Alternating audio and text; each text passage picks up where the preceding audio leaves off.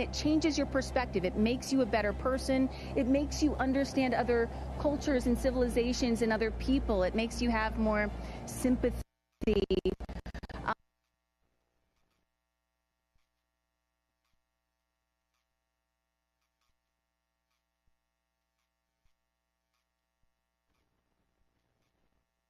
Come here. So Ariane, walk our audience through sort of what happens next as they are approaching.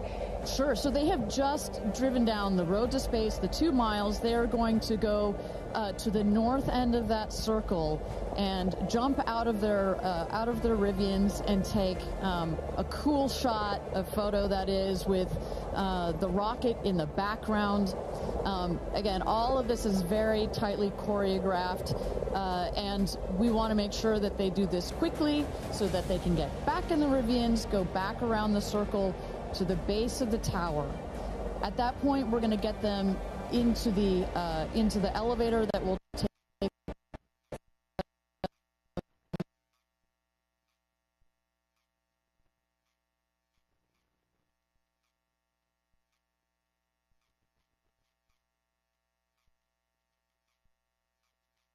that they are ready to load the crew into the capsule itself. You know, this is safety is paramount at Blue Origin, so we want the minimum number of people out there next to the rocket for the least amount of time. So we keep it fast. We keep all these procedures tight. But we got to do a quick photo shoot by the rocket. I mean, so good. It's history, you know? We got to capture that moment. And again, for those of you just joining us, this is something that I was not aware of. That beautiful rocket right there, News Shepherd, didn't come out until this morning, right? So explain a little bit more for those people that are just tuning in, sort of how the setup works. Sure, that is correct. So at about 2 o'clock this morning Central Time, we rolled the vehicle out. There you see on the truck. With the capsule already what we call mated to the rocket. You'll see here in a moment the rocket, it goes very slowly, just want to make sure we take care of our baby as well. Goes out there, the truck will turn the vehicle vertical, and at that point we connect all the pipes and the hoses to the vehicle, and we start loading the vehicle with propellant. Right there, it's empty. That's for safety and security reasons. That's also, it makes it easier to turn vertical. We'll load the vehicle with propellants all the way up to the last moment. We put in there, you heard it earlier in our webcast, liquid hydrogen and liquid oxygen. Those are the two propellants that fire into what we call our BE3 engine, our Blue Engine 3. And our team in Mission Control from that point on has got their eyes glued to their monitors to make sure that the propellants in the tank stay within bounds, within temperature bounds, within pressure bounds. As they make their way here onto, they'll take the elevator, right? They won't take the stairs. That is correct. Yeah. So we just inserted the elevator relatively recently. It makes it a little bit more comfortable as you're going up to the top of the tower. You know, we're at about 3,000 feet above ground level in altitude up here in a dry, dusty desert. We just want to make it a little bit easier for them. And it's worth noting, too, so the 6 women are headed up. We saw Jeff is with them as well, but also crew member 7. Explain to those at home who crew member 7 is. Right. It's like, well, if you don't mind, I'm going to use a football reference for you, Aaron. And we come, I called you Aaron like your girl. Sorry, oh, my goodness. We're often confused.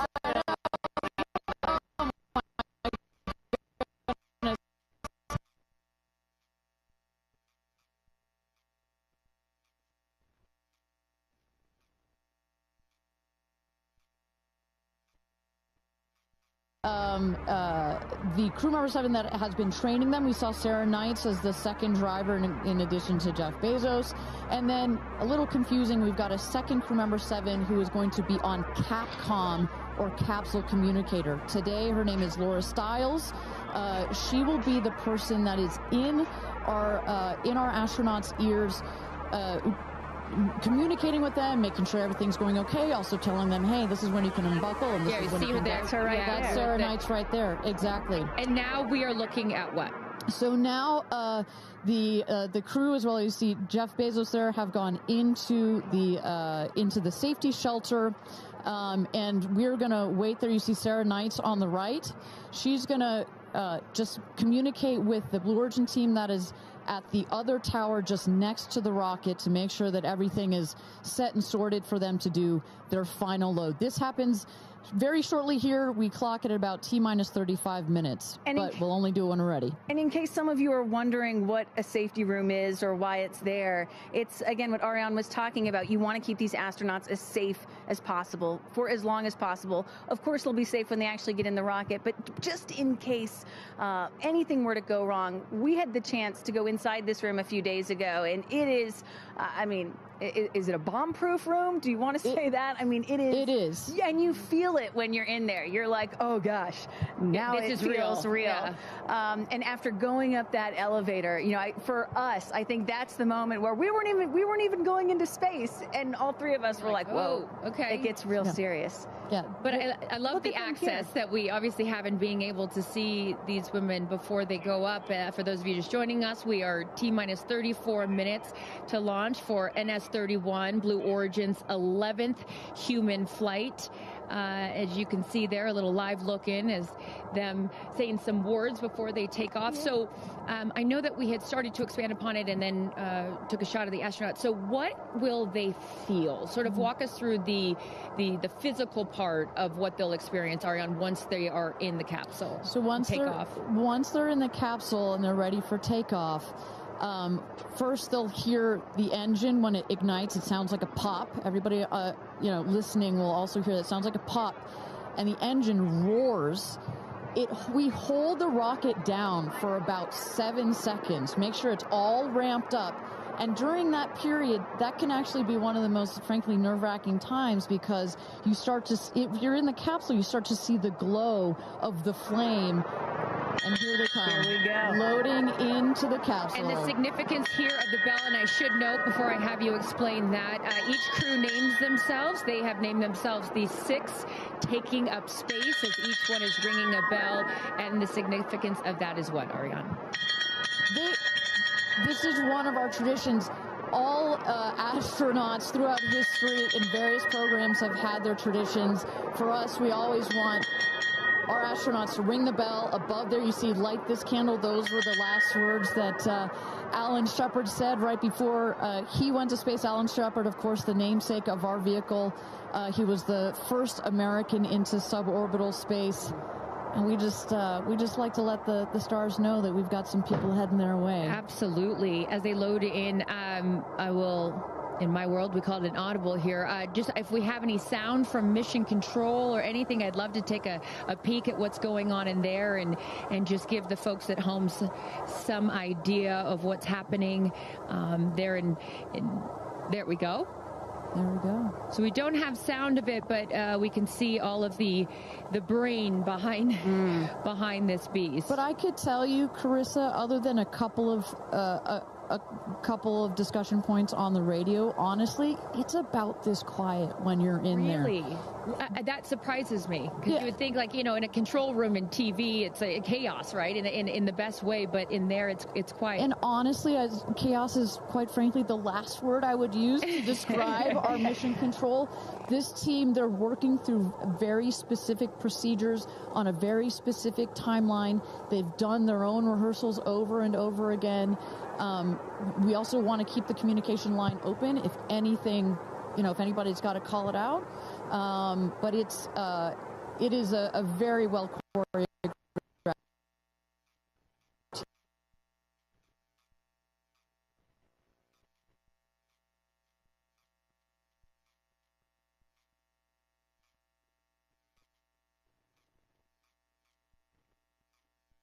Of everything that you're seeing here, they practice over and over, getting inside this capsule, strapping themselves in.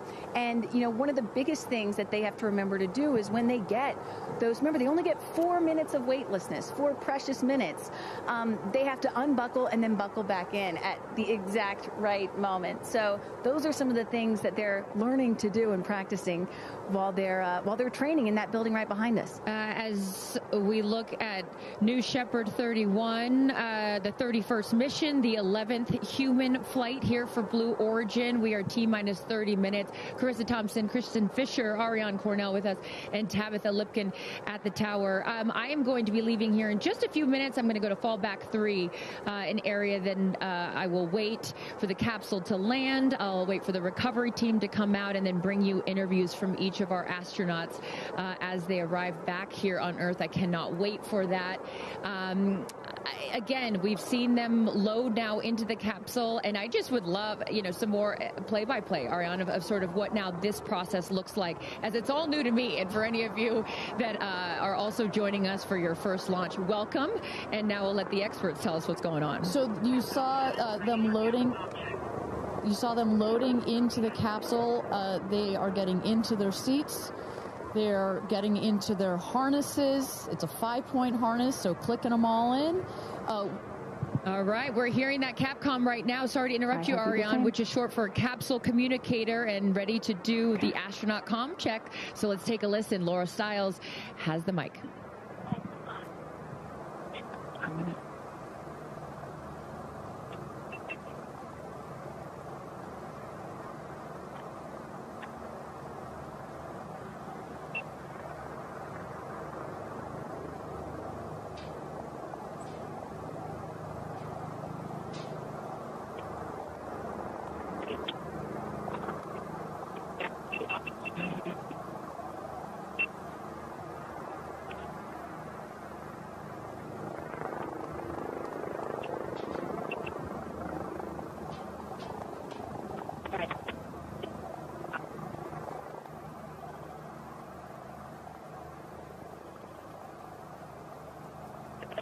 Sales look great.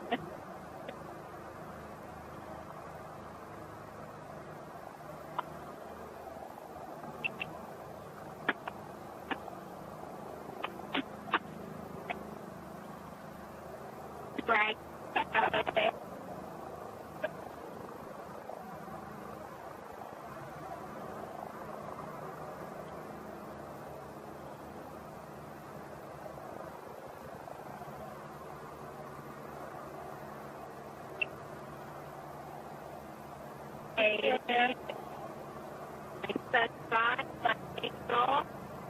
Right.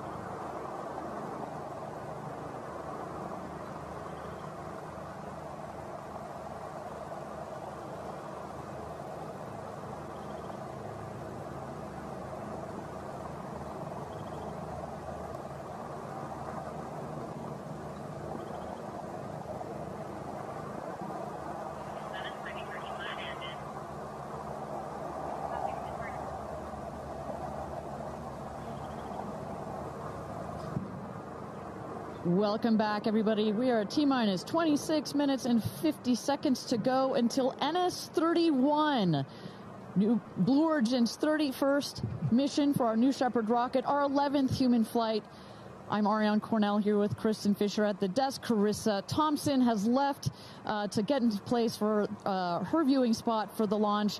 We are waiting on Capcom, or the capsule communicator, to run the comms check with our astronauts. But Kristen, we were just talking a second ago about, what's going on here. You see our crew member 7, Sarah Knights, who's coming out of the capsule there. She has helped load our crew into the capsule, has done just a double check, making sure those seatbelts are nice and tight, as well as made sure that the earpieces and everything are set for our astronauts. I should note, just as we give kind of we got this beautiful aerial shots this morning of the rocket. we have these sunshades. You see on the at the top of the capsule, that kind of white square. We've got one there in the foreground, and coming around, you'll see another one on the back. Those windows are so large that it can kind of act like a greenhouse in there, and especially down here in the West Texas desert, it can get a bit toasty in there. So we've got some nice sunshade for their comfort. And I love that we can see some of the crewmates inside the capsule as they're getting strapped in. I think you could see Lauren Sánchez right to the left of the hatch right there from that camera shot. So pretty cool that you can see them this close to lifting off. Most you know, Ariane, I have to say, I might break in. You got profound experience. Jeff Bezos here. Yep. I'm so excited for you. I don't want to get off. I want to go with you. And when you get back, I can't wait to hear how it's changed you. I love all of you. See you soon. Godspeed. Grudatum ferociter. And there you heard it. Some words of support from Jeff Bezos, founder of Blue Origin, also astronaut himself from our first launch.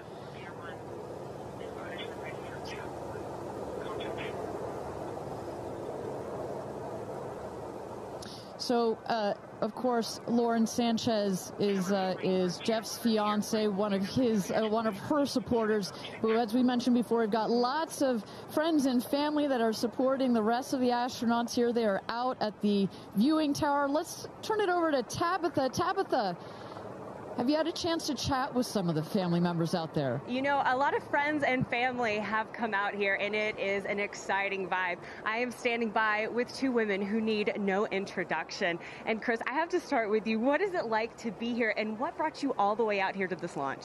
Well, Lauren and Jeff, we're here to support our girlfriend and our friends, and I never thought that we'd be talking to you from a space launch.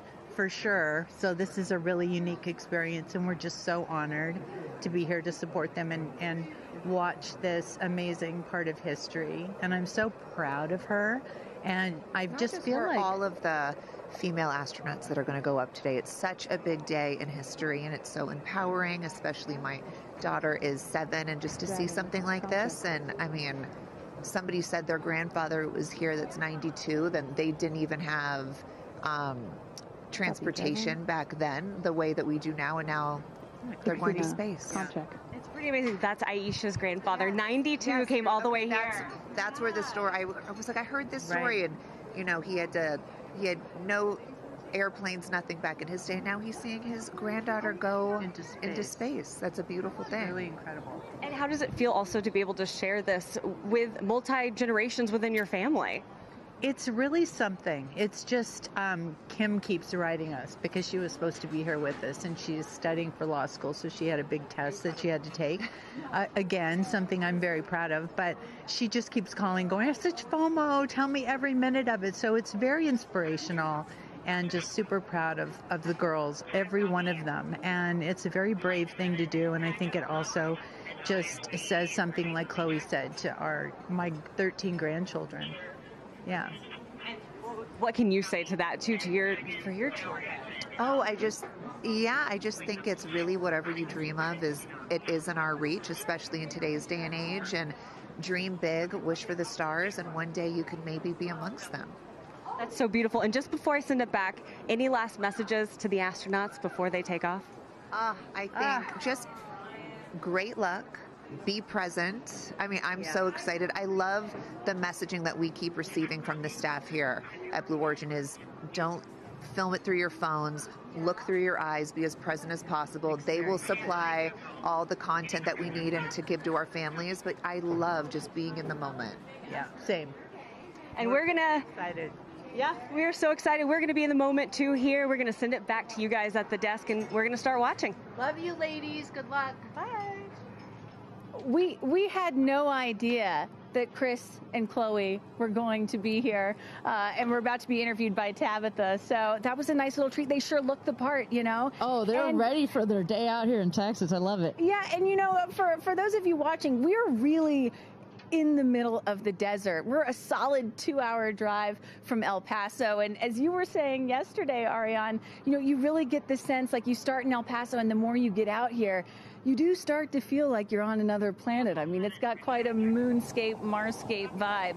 And our guests that are here today, as we just saw in Chris and Chloe, are dressing the part. Well, so let's bring it back to the real stars of the show, our astronauts. And one of our astronauts that we haven't heard from yet is Gayle King. She has obviously a lot of emotions going into this flight. Let's hear what she has to say from this interview with Tabitha Limkin just a couple of days ago. When I made the decision to come, there were only 3 people whose opinion matters to me the most. Favorite daughter Kirby, favorite son Will, and Oprah. That's my kitchen cabinet. And all of them said, I think you should do it. All of them, much to my surprise, including Oprah. I really thought she was going to say, nope, I don't think you should do it. And she was like, do it. She said, I really think you should do it because you've been talking about it. And when it comes back and you're not on it, you're going to be kicking yourself saying, I could have gone and I didn't. And I don't want to have to hear about it for the next few years. And, I think everybody in this group is a storyteller and explore. And to be able to take this message and tell other people what it was like from our different perspectives, I think is very significant. Do you have a message for the kids watching? You should always know that no dream is too big.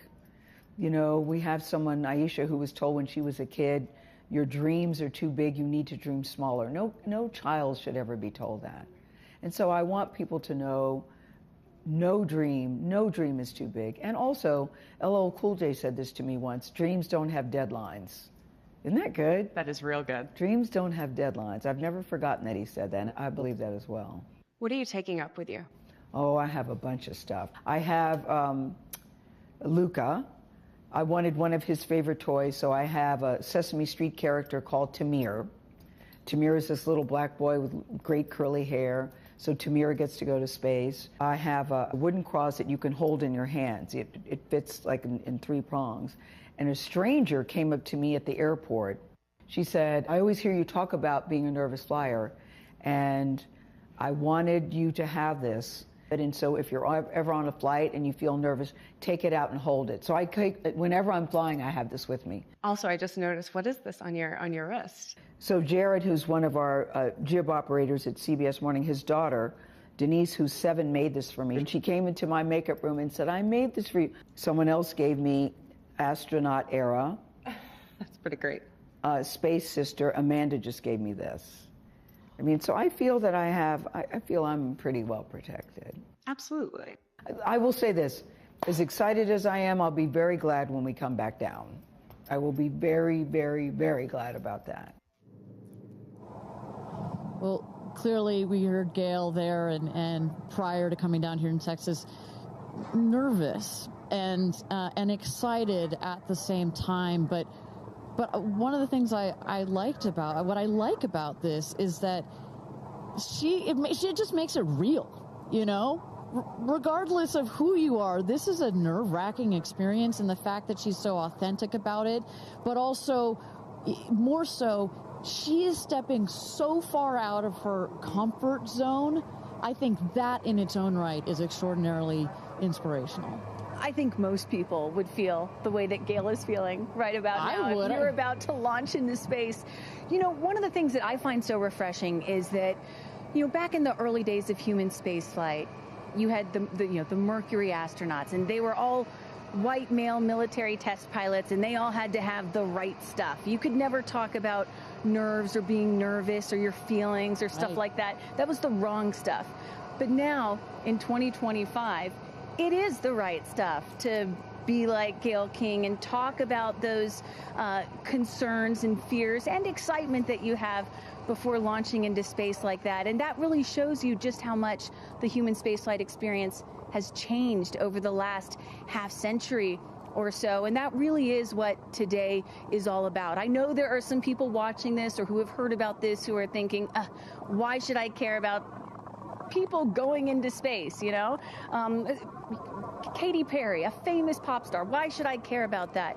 And the reason is, it's missions like this that really begin the process of opening up space to everyone, for all of humanity. That's what today is about. And I think we have to, it's not just about today. Today is very, very important, but I think also one of the reasons that I love working at Blue Origin is we think in very long time scales. Right? I honestly feel like I'm working at a company that will be here in at least 100 years. And that's how we think about spaceflight. Oh my gosh, look at that cute little kid. She is ready to go to space too. Aww. I absolutely adore that. But we need to be here precisely for kids like that. You cannot, I'm a firm believer that you cannot be it if you can't see it. And that's what this flight is for. It's about inspiring women. Oh, look, talk about inspirational women. Several female astronauts in that group right there. How many astronauts do we have there? I see 4 or 5. At least 4 or 5 and counting. It's a tight group that's only going to get bigger of those female astronauts there. You see Kelly Girardi and Cyan Proctor. I see Emily Calandrelli, Sarisha Bandla. I mean, just an incredible group of women that have gone to space already. And, after today, in just 15 minutes, we are going to be adding 6 more to that group. It's getting close, Ariane. It is getting close. So with that, thank you again, everybody, for joining us for NS-31, our 11th mission, human spaceflight mission to space here. We are at T-minus 14 minutes and 30 seconds, just to give you a little bit of a preview of what is to come. At about T-minus 10 minutes, we are going to have the go, no-go poll. We're going to throw it back to mission control audio. And basically what that is we go through each of the important subsystems, and our flight director, shout out to Michelle Christensen, our flight director, our first female flight director at Blue Origin. She is going to lead that poll, and we're going to go to each one of the groups and say, are you ready to go for this flight? Is your subsystem ready to go for this flight or not? And they will go around the room, and with the final go, no go, it will be game time here in West Texas for this launch. Look at that. Now, this child is a little younger than you were when your parents went to space. A little bit older. Oh, excuse me, a little older, pardon me. Yeah, because I was just 15 months old when my mom flew in space. And, I think about what it must have been like for her to be a first-time mom and training for her first space flight all in 1 year. And she was a part of NASA's original first 6 women astronauts alongside Sally Ride. Of course, it took them, those first 6 female NASA astronauts, 2.5 years for all of them to fly into space. Now, today, Blue Origin is going to send 6 women into space in a single day. I mean, that's pretty cool right there. Incredible perspective. Also that, was your mom just 6 months? You were just 6 months old when she started training? She was assigned to her first space flight when she was 8 months pregnant with me. Can you imagine? God, I have a 6-month-old. I can barely fly down to West Texas from Seattle. She gave birth to me on a Friday and was back in the astronaut office on Monday. I don't recommend doing that. As a mom of 2 myself, you're a mom of 2, I probably wouldn't do that. But respect. She did, Respect, that's huge. But I've asked her, I'm like, why did you do that? And she said, because I felt I had to prove something. I felt that I had to, pave a trail for women to come. And so as I'm sitting here today, I'm thinking a lot about what she did, the sacrifices she made to make what's happening today. Again, it's not normal. Human spaceflight will never be normal or routine, but this is the beginning of making this kind of travel. We got 4 moms on board, a grandmother, making these types of people going into space very routine. Now, talking a little bit about that, getting back a little bit into the flight profile and what they're going to feel as part of this now routine flight.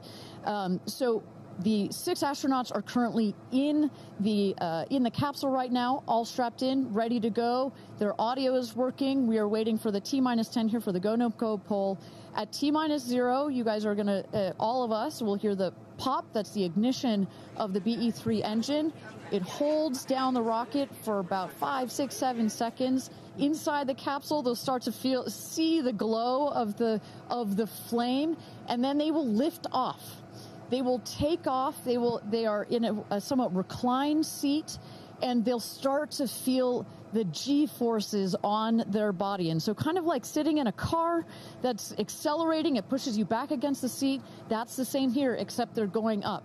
They will accelerate to they'll have 3 Gs. So here on Earth, we're at 1 G. When you accelerate to 3 Gs, so like if you're 100 pounds, it feels like you are then 300 pounds. But Kristen, crazy. It's crazy. But in that reclined position, it's dispersed across your body. Bad. It's not as bad. It kind of feels like a weighted blanket. Oh. And then it nice eases and cozy. up. It's nice and cozy as it gets nice and dark. I'll take a weighted blanket right about now.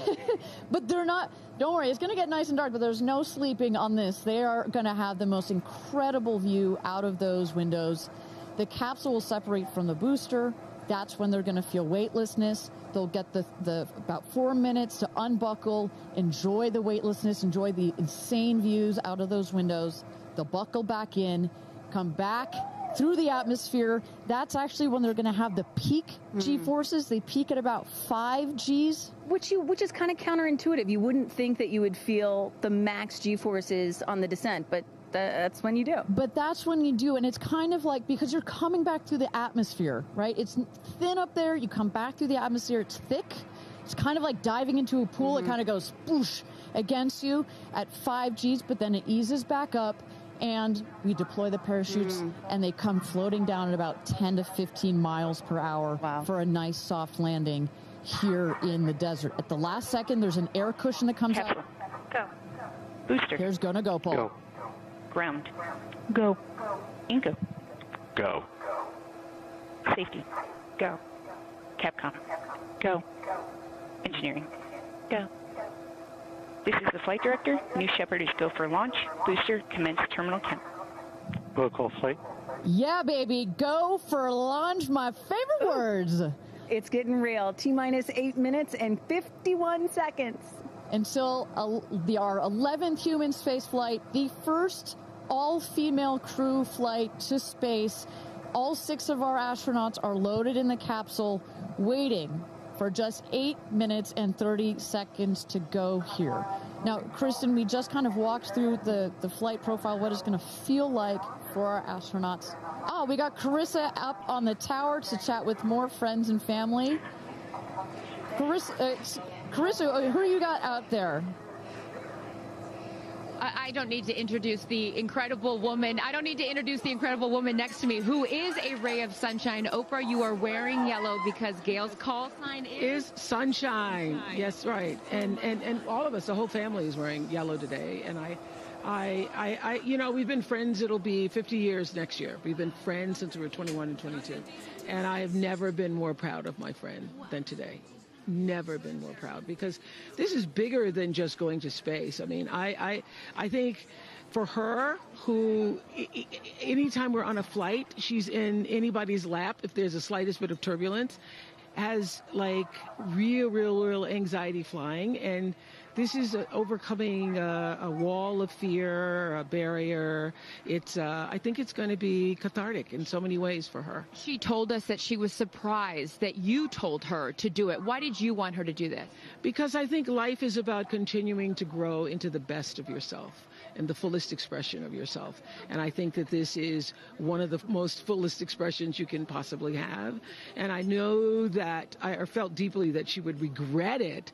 And I didn't want to hear about it for the next 15 years. I wish I had gone, you know. And I said, there's only one time that all the women are going up for the first time. You know, there will be other trips, but there's only one first time. Incredible. So to be a pioneer is great. What was the last conversation you had with her? I said, peace be still. Hold the God's unchanging hand. He's got your back. That's it. That's it. I know that as we're counting down here, we're getting excited for that go for launch moment. How are you feeling as her best friend? I feel so calm. I don't think I've ever been more calm, because I think it's already done. Once she said yes, once she committed to yes, and Lord, did we all hear, should I do it? Should I do it? Since Thanksgiving, we've been talking about it. And so once she finally said yes, I was like, okay, we're going. It's a go. You know what I have loved is her vulnerability, because she's the voice of a lot of us that would be afraid, and she's okay to talk about being afraid. Why has that been so important to show that part? I think, you know, for every woman who's on this flight, it's about fulfilling something within themselves. For Gayle, it's about overcoming this great fear and also stepping into the moment of excitement. And I think, you know, it goes beyond this moment of just going up in space. I think this will be an everlasting experience. I was just thinking this morning, you know, Gayle has been there for me for hundreds of events. I can't even remember them, you know. But you will never forget this day. None of us will ever forget this day. Well, thank you for being here, for her, for us. I mean, this is just, it's a historic day, and it's only fitting that you are here front and center as a ray of sunshine that you are, Miss Oprah. Thank you so much. Thank you so much. You're next, you know. I'll send it back to you, Ariane. Thanks, Carissa. Wow, to see Oprah down here. No, I'm not besties with Oprah, not yet anyway, but if Oprah told me to do anything, I would do it. I don't think Gayle had a choice after Oprah said, girl, you got to do this. She had to do it. Ariane, we are under T-minus 5 minutes until these ladies hopefully launch into space. And, you know, you were just talking about what these women are going to feel when they launch. But let me tell y'all watching what we may hear, because we have one of the most famous singers on the planet on board, and there is a chance that we will get to hear the audio inside and hear what these soon-to-be astronauts are saying and possibly singing while they're weightless. So I can't wait for that moment. I'm also hoping she comes down to Earth and does like either a Fireworks Part 2 or E.T. Part 2. I think that's going to be, and I think, but let's stick on this point for 1 second, Kristen. I think one of the incredible parts about this crew is their ability to tell the story coming out of this in their own unique way. The way Gayle can go on TV and talk about it. Amanda can go and continue to advocate for women more broadly about it. The way Katy can sing about it, etc. The way Kerianne can produce films about it. That is what is so special about this crew in particular. And that is what's so special about this new era of spaceflight. This is not NASA. This is not governments. It's not the U.S., China, or Russia. This is the commercial era. These are private companies, and this is Blue Origin sending the first all-female crew into space since 1963. And this is all going to happen so fast in just a few minutes, about 10 or 11 minutes from launch to landing. And don't worry, guys, I did the math. In case you're wondering, total duration of this mission is just about 3 Katy Perry fireworks songs. So play that song 3 times. That's how long this mission's going to be. Fantastic. Well, so at T-minus 3 minutes to go until our 31st launch of New Shepard, our 11th human space flight. Just to tell you what's coming up here. At T-minus 2 minutes, we send the show over to the vehicle. It goes into autonomous mode. Command engine controller ready to start. We have our team, of course, in mission control that have their eyes glued to the screen there. There you goes, mission control, quiet and intense. There's one of our crew member 7's capsule communicator, Laura Stiles. She is communicating in the ear of our capsule, in the ears of our astronauts. But what we're going to see in the last 2 minutes, you'll see the fins at the base of the rocket gimbal or just move back and forth. We want to make sure they've got free range. At the base there, you see the nozzle, the engine peeking out. The engine as well is going to gimbal, going to move. Both in conjunction together, those two Pressing systems. propellant tanks to flight pressures. Those two systems guide the rocket. And when you are out there at this moment, this rocket feels like it is alive. It feels like it is a living, breathing, capsule access bridge thing, right? And there's the gantry pulling back from the rocket. T-minus 2 minutes and counting. Transition to onboard hydraulic pumps. And this right here is the moment that they've been training for. 2 days, becoming a crew, becoming a team.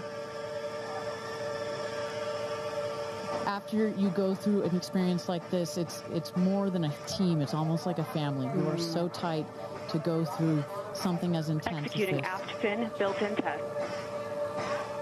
And everything looking really good, Ariane. So far from mission control, everything is clean and green for this launch. T-minus 1 minute to go here.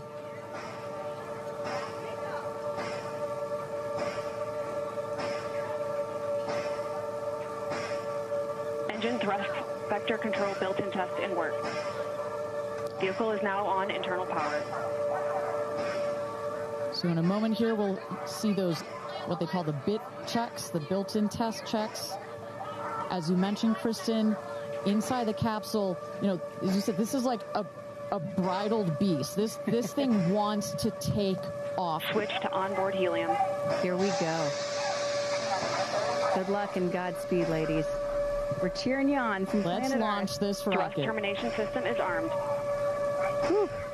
T-minus 22 seconds and counting.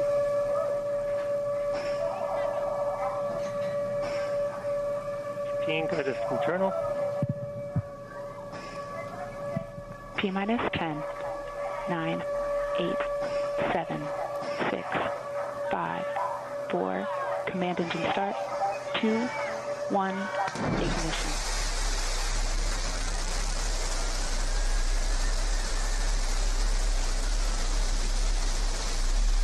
Liftoff. New Shepard has cleared the tower.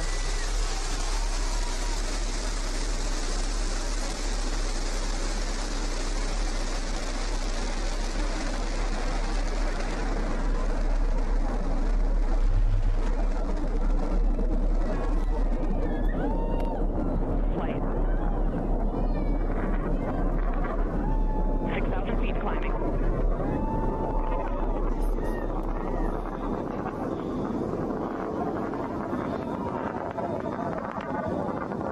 Begin throttle down for Q limiting. Engine response looks good.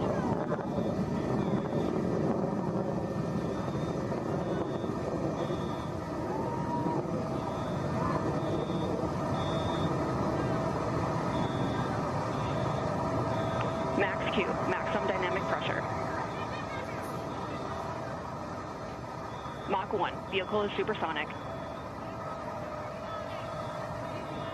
Engine back up to full throttle. Supersonic, we have passed through max Q, maximum pressures look dynamic good. pressure. That's when the vehicle, the stresses between the atmosphere Passing and the 47,000 speed feet are and at their climbing. maximum. So to punch through that is so important. You see the BE3 engines is firing beautifully. You see the stream of steam behind it. Those ladies right now are 1 minute, having 40 an seconds into flight. incredible view on their way to space. Passing through 80,000 feet, 1,300 Passing miles per 85,000 hour. You're going to peak at about 2,300 miles an hour over Mach 3, 3 times the speed of sound. Shortly coming up, we'll have MECO, main engine cutoff. We will turn off the engine, but the two craft, the capsule and the booster, will continue their ascent to space. MECO. Stand by, MECO.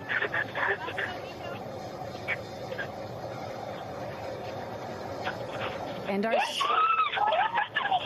And there you saw the main engine is turned off. We're now going to separate the capsule from the booster, and at that point, Kristen, that's when all 6 astronauts are going to start to feel the weightlessness, and shortly thereafter, we're going to let them unbuckle. Separation is confirmed. And that right there is the most critical milestone of this whole ascent. Oprah watching her best friend go to space.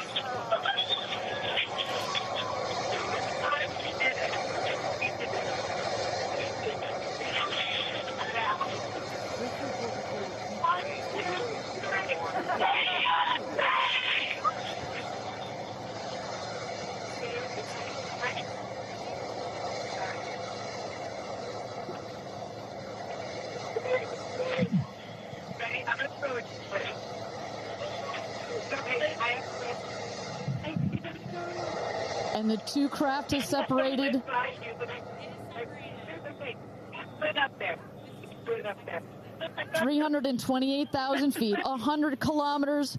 Welcome to space, ladies, or shall I say, astronauts. Oh, the moon! You guys, I will have to tell you, look at the moon. Look. Oh, my God. Oh, my God. Oh, my goddess. That's our pink moon. I love you, Jackson. And just in case it wasn't clear, those are the astronauts. Those are their voices that you're hearing. And there, they have hit apogee, the highest point in flight, well over 345,000 feet, well over the Kármán line. Wow.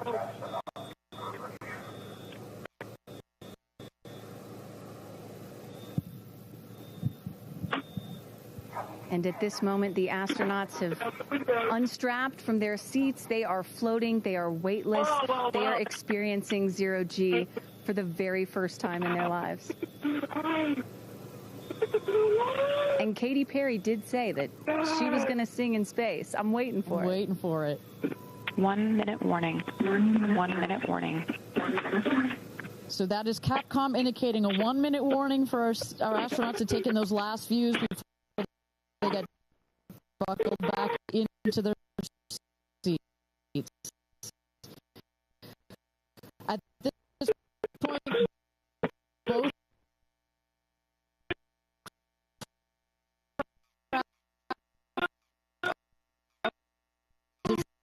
descending already.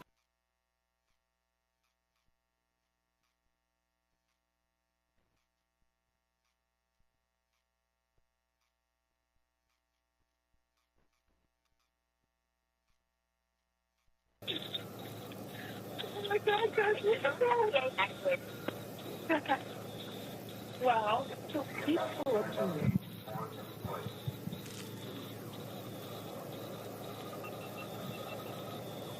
And you hear Dragon, report status. 1, 2, 3, Copy. Whip. Report status.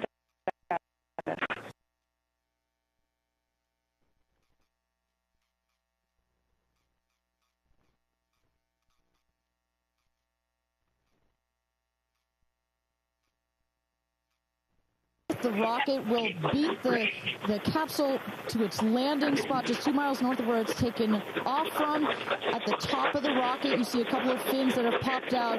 Those are to stabilize the rocket as it comes into land. Shortly thereafter, you will see the drag brakes that deploy that will cut the speed of the rocket in half. And then in the last moments, and there it is. We can see it from the stage. There comes the rocket down. It's going to relight its engine. We're going to also see a sonic boom. We're going to hear that shortly here. And remember, this is something that had never been done before until just a few years ago. Truly the stuff of science fiction that you're about to watch in just seconds. Drag there we brakes. go. Engine relight.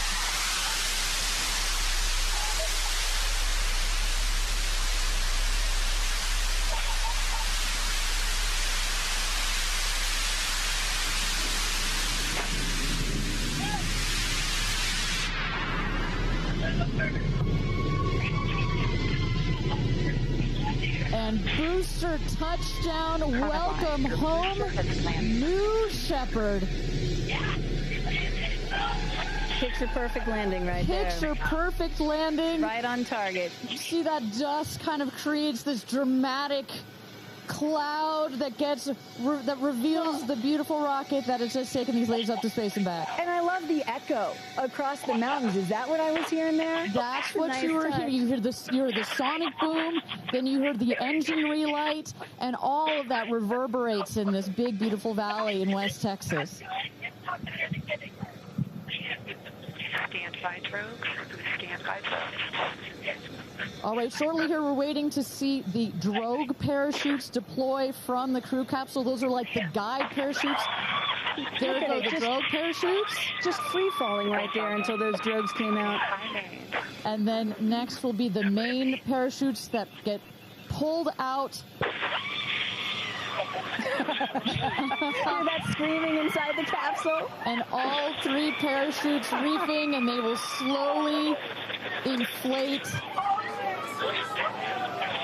slowing the capsule to a nice, smooth 10, 15 miles an hour. They are cruising back home. 3 good parachutes.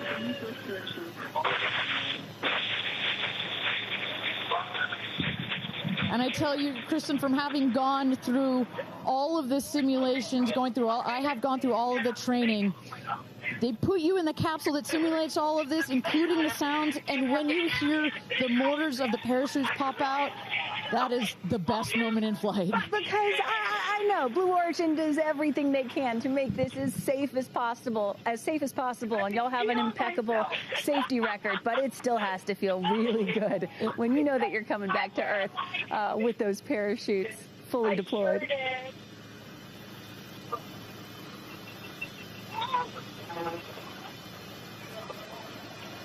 And we can see the capsule just over our shoulder here, going to be landing north and east of the launch pad, coming down softly and beautifully. 500 feet.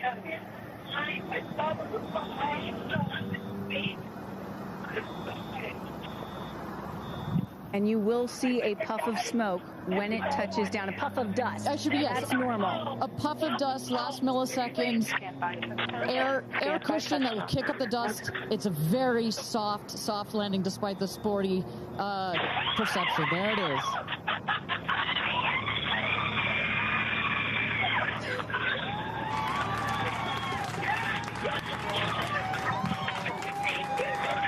Touchdown.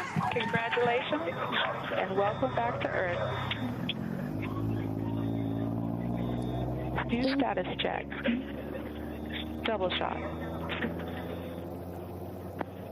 Kristen, just some incredible images there. The capsule. Copy. Welcome back. Feather. Nice. Let's wait for Aisha just a moment here. Make sure they're doing health checks in. Beautiful. Dragon.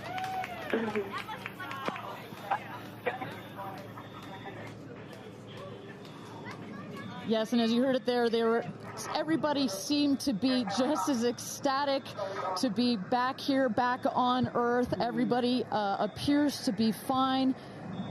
Beautiful shot there of the capsule down in the desert. As we were just saying, it looks like a tough landing, but it is an air cushion in the last milliseconds that just makes it even softer. I will also note the parachutes landed very close to the capsule. That's just an indication that there's not very much wind out here today. A beautiful day for a launch and landing. A beautiful day to add 6 more names to the roster of astronauts that have been over the Kármán line into space.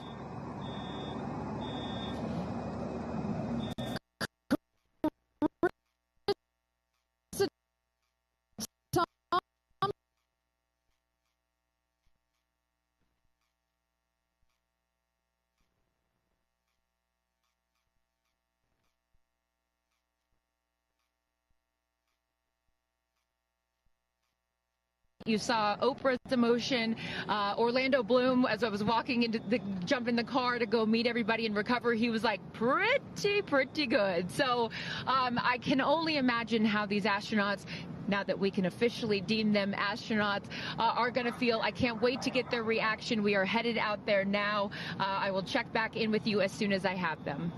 Sounds good, Carissa. And as everybody can see, she is... those recovery crews are screaming out there. So we actually send them out as soon as we spot the capsule. And there's little Rose, Katie's daughter, who is just Daisy, excuse me, who is just seeing her mother go to space and come back. I'm sure she cannot wait to say hello. So, but as I was mentioning, the recovery crew is heading out there. We send them out as soon as we can see the crew capsule and spot the crew capsule descending. There will be at least 2 trucks that go out there. What you'll see is they will come around the capsule. We also have crew member 7 who's in there.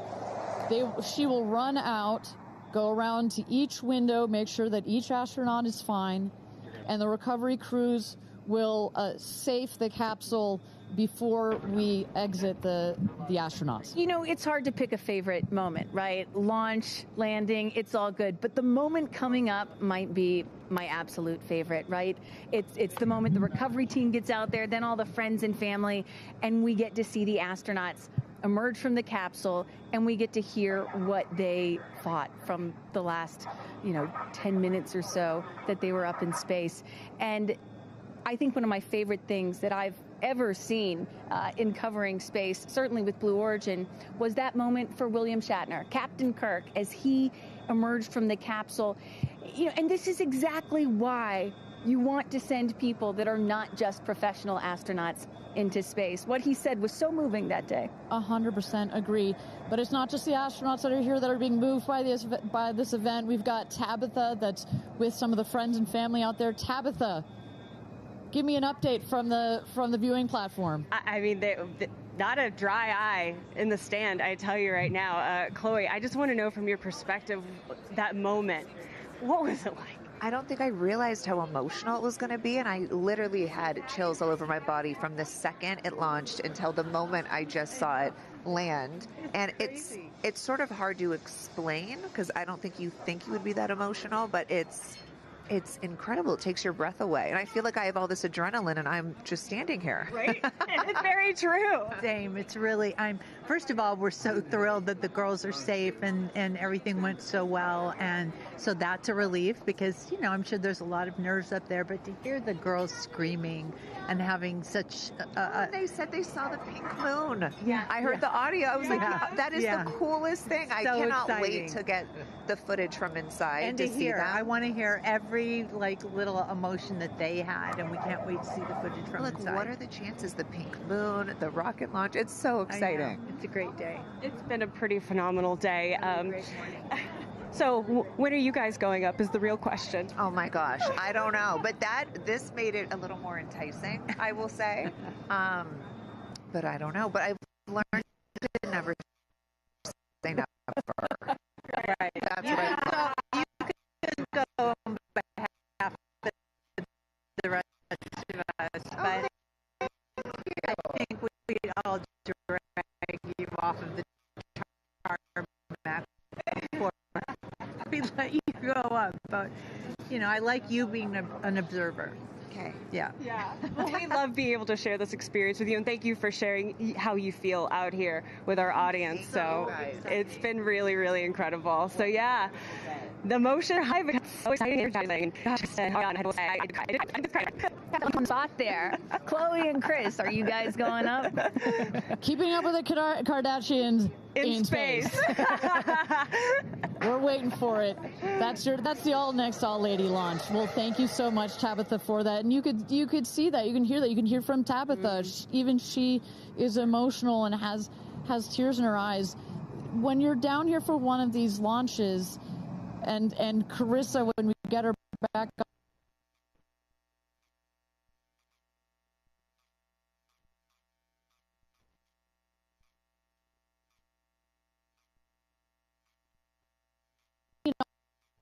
all 31 of our launches, it gets me every time.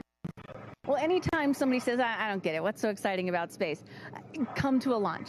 Come see a launch in person, and then you'll change your mind. And, I'm just, as we await the moment where these astronauts emerge from the capsule, I'm reminded of what William Shatner said in his mission. He said, what you have given me is the most profound experience I can imagine. I hope I never recover from this. And I love that. I hope I never recover from what I just experienced. And one of the neat things about this is these women were not in space for several days where they had time to get acclimated to it. They only got 4 precious minutes of weightlessness. And so that high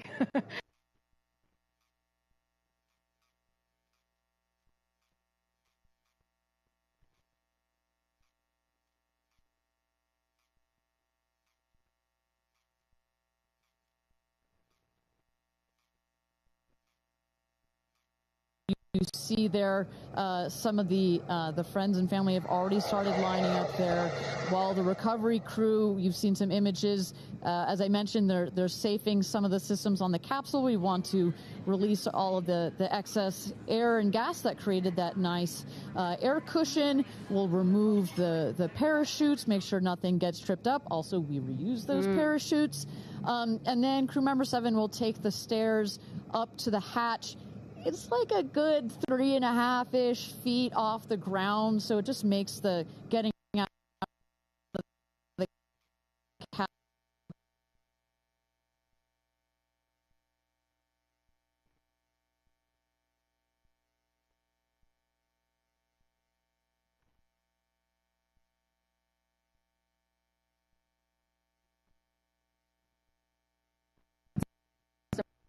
emerge from a spacecraft after a long duration flight on stretchers or, glorified. They need some assistance because they've been exposed to zero G for so long.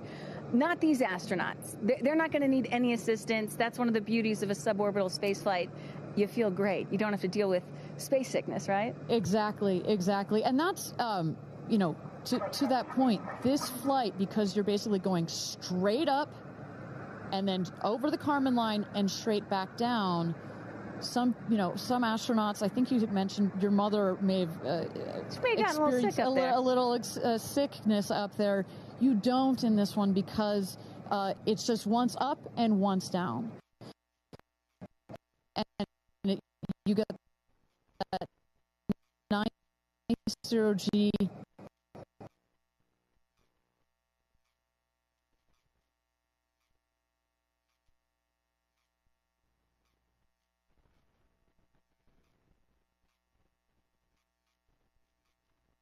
feelings are also, as a mother, our kids are close in age. What does that feel when you have young children? You saw her get so emotional in her pre-flight interview. Is she still is that still the weighing emotion, or is she still just oh my God, I saw the stars, I saw the curvature of the Earth? What's going to come out of her mouth?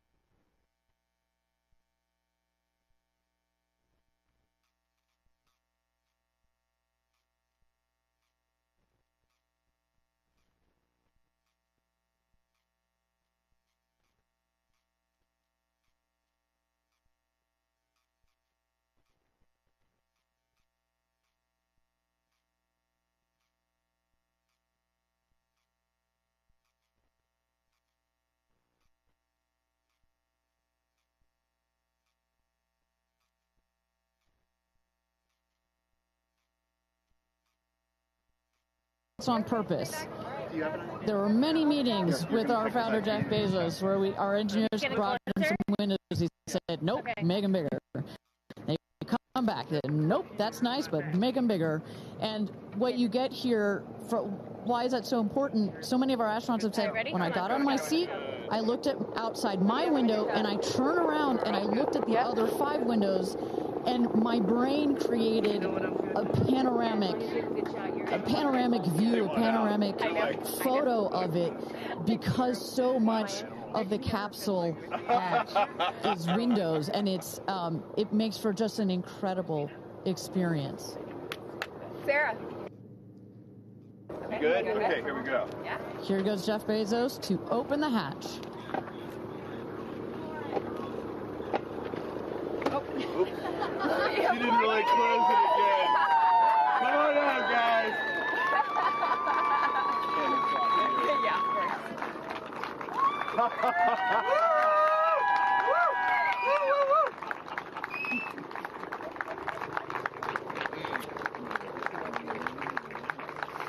Let's see your babies. Where are my babies? They're over here. Go see them. Where? Oh, we have to go Right there. there. Okay.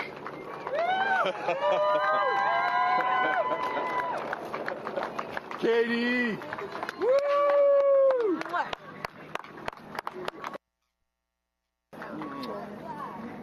Thank you. Thank you. Amanda! Woo!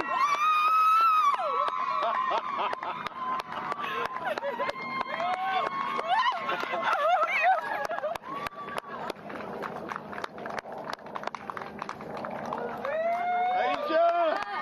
Woo! Oh my gosh!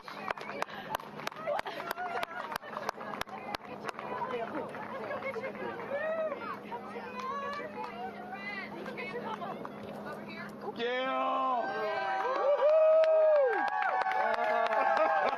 I just have to have a moment with the ground. Let me just appreciate the ground for just a second. Thank you, Jesus. Oh my God.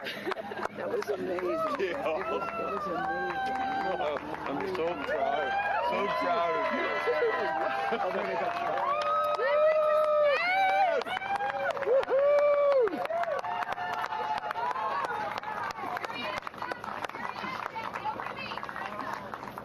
Amazing. I'm so proud of you. Kerianne, we got your baby over here. Come right around the bushes here. Woo! Come on. I can't I have no, it's not working. So someone just tell me when we're on. Does anyone have our All right, and you just saw it there. All 6 astronauts coming out, all ecstatic. Katy Perry and Gayle King both kissing the Earth. Very happy to be back down here, but clearly ecstatic. I don't know about you, Kristen, but my favorite was Lauren coming out and saying, "Where are my babies?" Oh. And I also loved Katy Perry holding a daisy, I believe, and holding the daisy up to the sky after her daughter Daisy. Sweet moment. With that, let's turn it over to Krista Thompson standing by outside the capsule. I don't really have words for it. Oh my God, Lauren, I want to cry just seeing you. I'm so proud of this crew. Like, I mean, Gayle, you know, we were just talking in the capsule, doesn't even have ear piercings. She's so afraid to do anything. And she got in that capsule, and I think, like, it profoundly changed her. I mean, for me, I can't put it into words, but, like, I looked out the window, and we got to see the moon. And it was pink. Was it pink? The full moon. It wasn't pink, but it was almost full. And Earth looked so, it was so quiet. It was just quiet. And is it what you expected? No.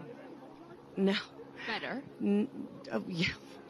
I don't think you can describe it. Because, you know what I was saying? It was like quiet, but then also really alive. And you look at it and you're like, we're all in this together. Like, as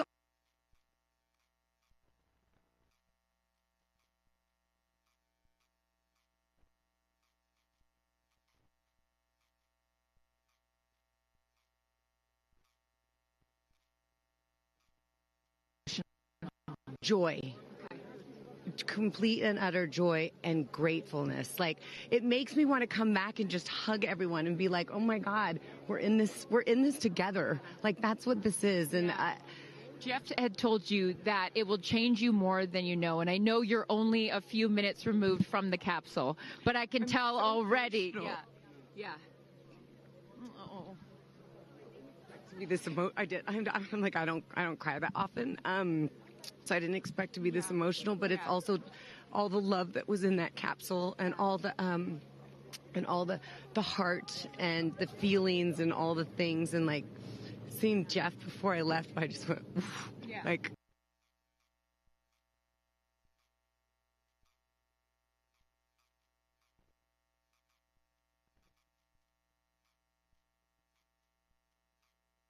Send me to space. What an incredible experience for you. But the fact that when you're in there, we got to hear some of your audio, but give us some of those moments when you guys, just from the second you took off to the second you landed, describe, if you can, for us what we didn't get to hear.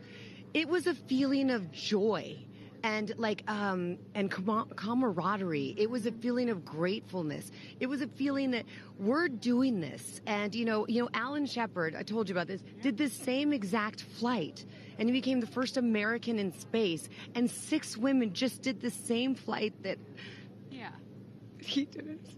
Oh, I just want to keep hugging you. It's really cool. Yeah. And I hope that more people get to see this, because I feel, I don't even know how much it's going to change me. And I want to thank the Blue team. I mean, look at them. I mean, they work so hard to make sure this vehicle gets up and safe. And I'm so proud of you. I'm so proud of you. It's one thing to say you're going to do it. It's another thing to actually do it. And I know there's a phrase in your family that life takes off on the other side of fear. And here you are, just having landed back on Earth. And now you are officially, Lauren Sánchez, already adding to your extensive resume, you are an astronaut. Congratulations. Thank you. I'm very excited. I'm excited to share it with the world, and I'm so grateful to everyone here. I love you. Go be with your family. But to process and download what just happened to me. Well, get on in here, Amanda. Someone that can now articulate exactly how Lauren is feeling. Lauren being so candid about overcome with emotion. How are you feeling? I know, Amanda, this has been a dream of yours, a long-awaited dream, and now it is finally official. You are an astronaut. Congratulations. Thank you so much. You know, I usually have nice words to say, but in this moment, I just want all survivors to know that you can heal. No dream is too wild, and that if it's so wild out there, like going to space, you can absolutely make it through, and it can absolutely be possible. You mentioned to us prior to going up, you said that you needed to go to space to heal. I know you're only a few minutes removed from this incredible experience. Do you feel healed? You know, I had a zero-G indicator that I didn't know if I would bring, and I ended up bringing it. Okay. And explain for the folks at home that don't know what that means, what it is that you're holding. Yes, the zero-G indicator is something all astronauts have that floats once you hit space, lets you know you're there. I brought a promise that I wrote to myself. I've talked about that. And share for what is this right here? Yes, and this one I didn't know if I would bring, but I ended up bringing it and floating it, and it's the hospital van from the day. And, I got to honor her today, and I'm so grateful to the thousands of people, the engineers, the scientists, just everyone who has made this a reality. And you also have written here, I know that you had this on your laptop, right? Yes, that's right. And this is my zero-G indicator, a promise I made to myself that if I were to pause my astronaut dreams and fight for rights, that one day I would return to her. And it says, never, never give up. Well, those dreams are no longer on hold. You are finally an astronaut. Congratulations. Enjoy this moment with your family, and thank you for sharing it with us. Thank you, Amanda. Kerianne, you said to me yesterday, you said, when I get out of that capsule, I'm going to be an emotional wreck. And I think what I will just say, for anyone that has never had the great privilege, of being here. This is my first time at a launch, and it is very emotional. Describe, if you can, how you're feeling. I have almost no words. It was the most incredible experience of my life to be up there and see like such vast darkness in space and look down on our planet. The moon was so beautiful, and that was like, I felt like that was a special gift just for me.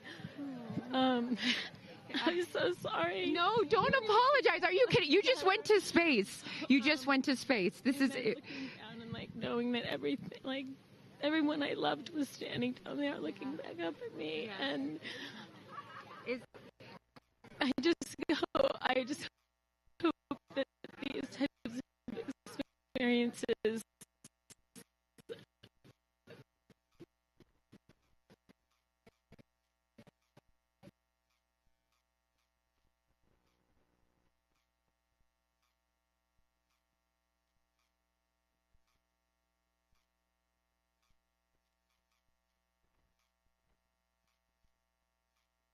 very special necklace from an incredible group of people that you hold near and dear to your heart. What would you like to say to them watching?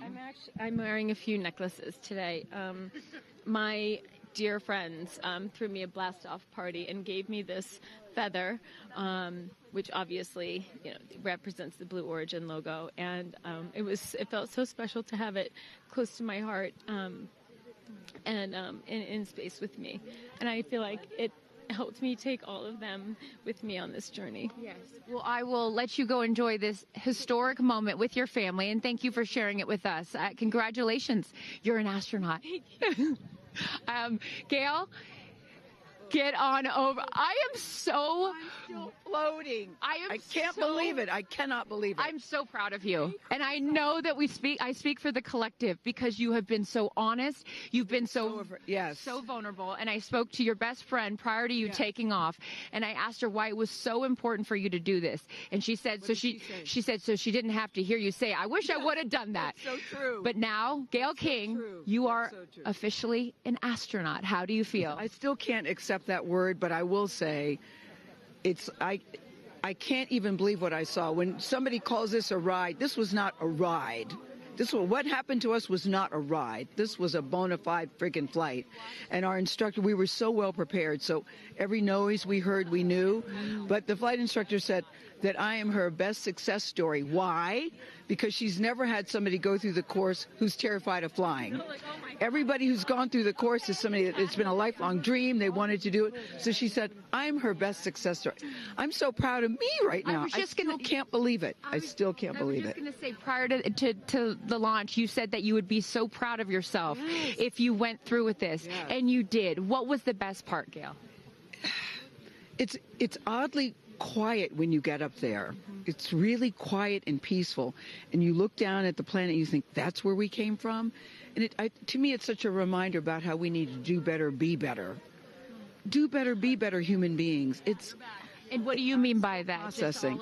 Well, it's so nasty and so vitriolic nowadays. And I mean, if everybody could experience that peace that we had up there and the kindness and what it takes to do what we did, all the people that it took to get us up there and get us back safely, I'll never, ever, ever forget. And when we were up there, have you talked to Katy yet? I have not. Okay, when we were up there, after zero G is very difficult. You know, all the training about this is how you get in the chair and this. I look like a friggin' moose getting in the chair. It was like, just let me get in the chair. Let me get the seatbelt on. But, you know, we had a very do this. How would you describe it? It's very difficult because you're floating. But the best part was when we got back in our seats after zero Gs, Katy sang "What a Wonderful World." She did? Nice. Oh, come on. She sang "What a Wonderful World." I see dreams. Oh, yes.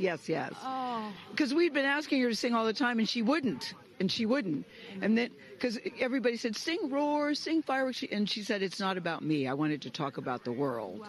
I know, isn't that nice? You got to ask her about that. That's really special. And when Lauren got out, she was overcome by emotion for a lot of reasons, and rightfully so. But she spoke to the group and how close you guys have all become because of this experience. How would you describe the camaraderie that you guys now have together? I would say that we are forever bonded, because you can't go through what we went through to look out for each other, to help each other, and not be changed by that. you know, it really is a true, people throw the word around, but it really is a true sisterhood. Mm-hmm. But it speaks to how we were, you know what, we were set up for success. The training was so, I can't stress this enough. The training was so friggin' good. We were set up for success. And it went exactly as they told us it was going to. Every boom that you heard, the drones, the drogues coming out, the parachutes coming out, it went exactly as they said. Are you glad you did it? I am glad I did it. I am glad I did it. Yeah. I am very glad. I have no regrets about doing it. What would you say to people watching right now that are scared, that are fearful of anything? What would you say to them? Well, I just said I'm stepping way out of my comfort zone because this is so not like me. I said up there, I might now get my ears pierced. I've always been afraid. Which is great. I love that you've never had your ears pierced. No, even Hootie at the training center, you don't have your ears pierced? I go, because it hurts. Oh, my gosh. But I mean, for people that are afraid, it's, Eleanor Roosevelt once said, courage is doing something that scares you, but you do it. I really do feel I can take on anything. Anything. Wow. Anything. Congratulations, Gayle King. You are an astronaut. Thank you, Chris. I am so excited for you. I'm so excited for you. And I'm going to go with you to get your ears pierced because I want to get another hole right here. Go enjoy this with your family. Thank you so, so much. Aisha, oh my goodness. Congratulations. Congratulations. You are officially an astronaut. How do you feel? Also, how do you look perfect after just going to space? I mean, my goodness. I will never be the same. I mean, when you get up there and you see the Earth, and it's so beautiful, and it just fills the screen, and it's not just your window, it's like everybody's window, and there's no boundaries. It's a dream of yours. How do you feel now that you just achieved it? Like I picked the right dream. And when we landed, I said, Exuma, I'm good, Blue Calm, but I'm ready to go back. Wow, really? Yeah. What was the best part for you? The best part for me, actually the whole thing. But we got in and we counted down from 10. And then I started to hear some singing. And when we lifted off, everybody, you could just feel the energy in the capsule. And when we got up there and we got out of our seats, we all just looked at each other. And there was this moment, and I can't wait for people to see it on the video, but there was a very, very special moment between all of us.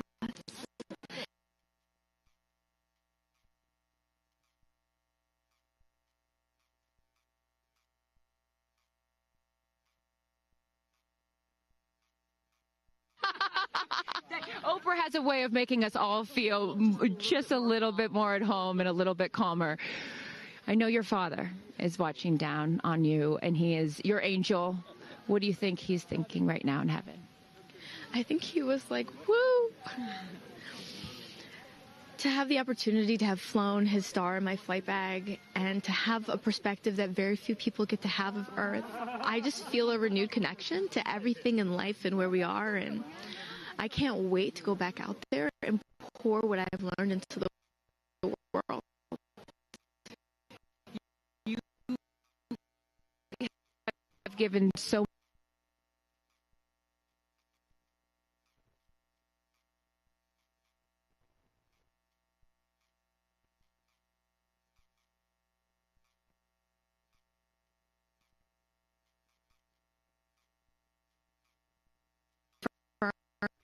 that dreams are real and sometimes reality is wrong. And your dreams just came true. Congratulations. Go enjoy this with your family.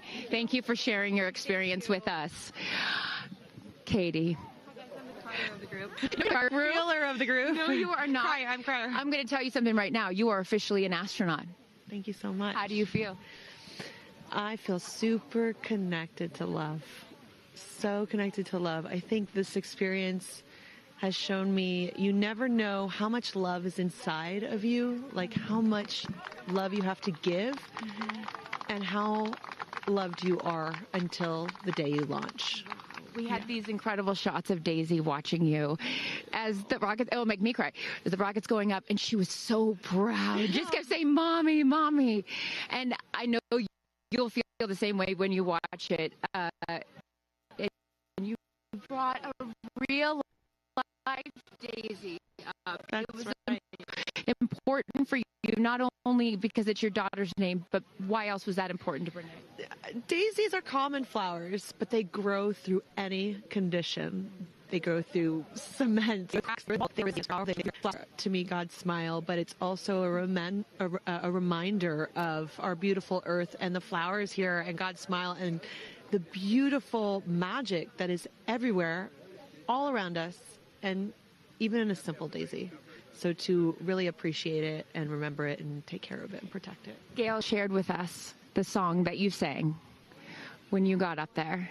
What a wonderful world. Why was that important to sing that particular song? I've covered that song in the past, and obviously, like, my higher self is always steering the ship, because I had no clue that one day I would decide to sing a little bit of that in space. But I think that it's not about me. It's not about singing my songs. It's about a collective energy in there. It's about us. It's about making space for future women and taking up space and belonging. And it's about this wonderful world that we see right out there and appreciating it. This is all for the benefit of Earth. You have done so many incredible things in your life, selling millions of records, selling out stadiums. Where does this experience rate for you? This experience is second to being a mom. Wow. Yeah, that's it. That's why it was hard for me to go, because that's all my love right there. And I have to surrender and trust that the universe is going to take care of me and protect me, and also my family and my daughter. Because, like, I am full up from being able to get that gift of being a mom. And to go to space is incredible. And I wanted to model courage and worthiness. Mm-hmm. And fearlessness. You did. You said you wanted to go to space for the fearless women in your life as well, your sister and your mom. Yeah. What was their reaction when you got to see them after you got off the capsule? I have only seen my mom, and I was like, "Are you okay, Mom?" She just knew. She knew. She was totally okay. And I'm sure she was speaking in tongues underneath her breath, as she does all the time. She would do that for anything else, but definitely today. But she was so super confident. My mom, she has this thing where she can see.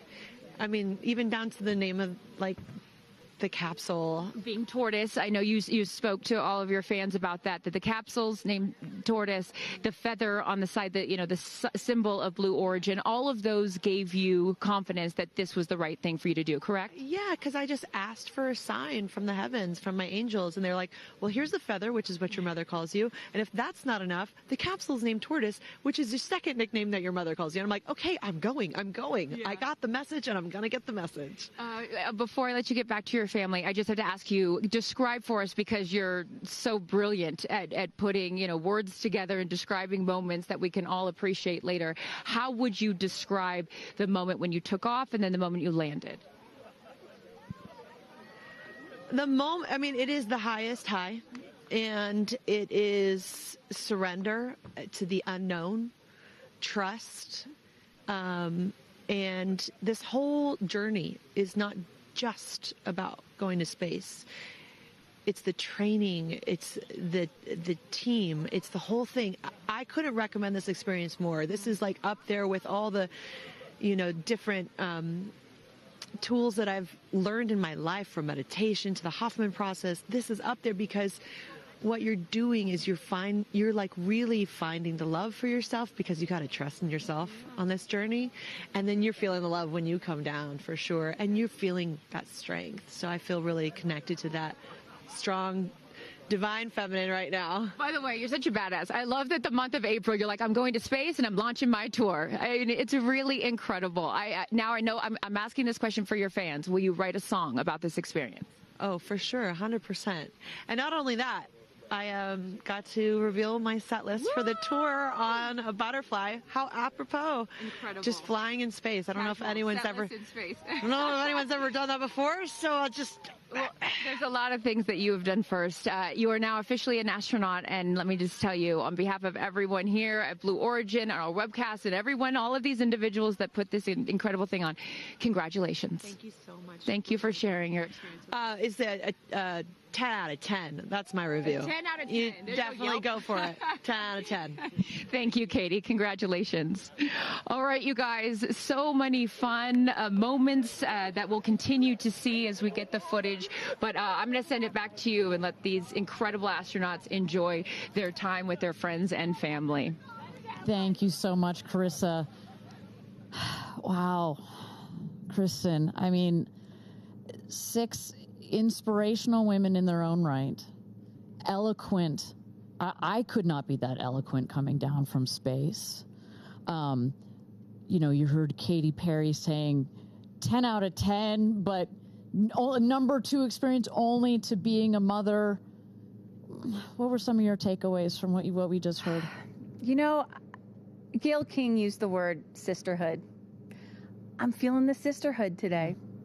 First all-female crew to space since 1963, and that was a solo mission, Valentina Tereshkova. And I'm with an all-female broadcast team here at Launch Site 1 in Blue Origin. Ariane, it has been a complete honor to work alongside you.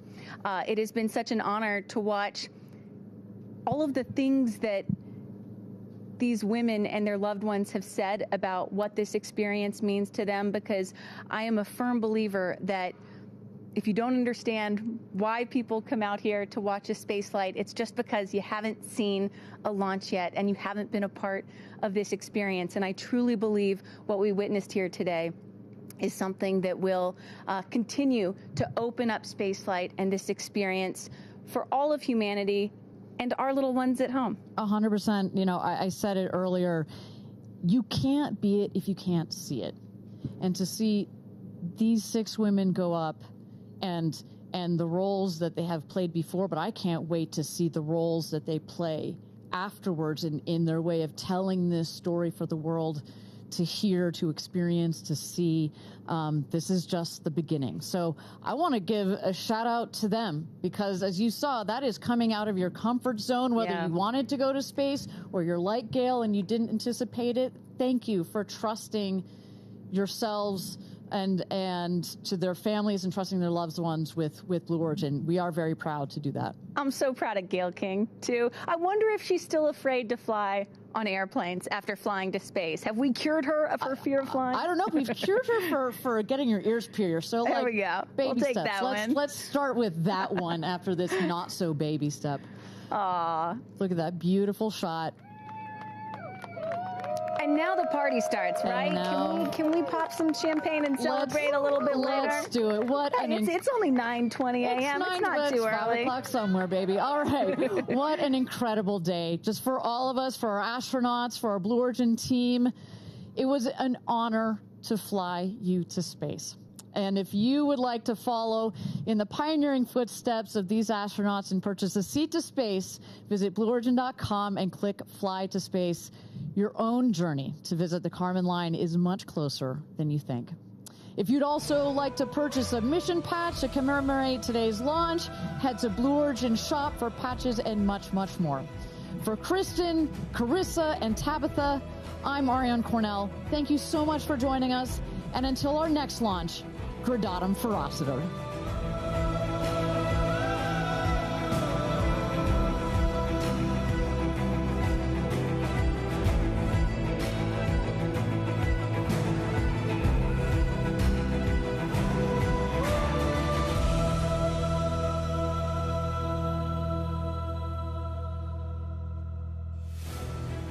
Have you ever dreamed of going to space?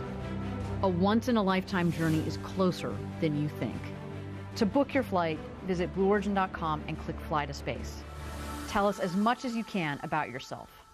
Once we receive your inquiry, our team will reach out to guide you through your journey. It's your time to join the new generation of astronauts.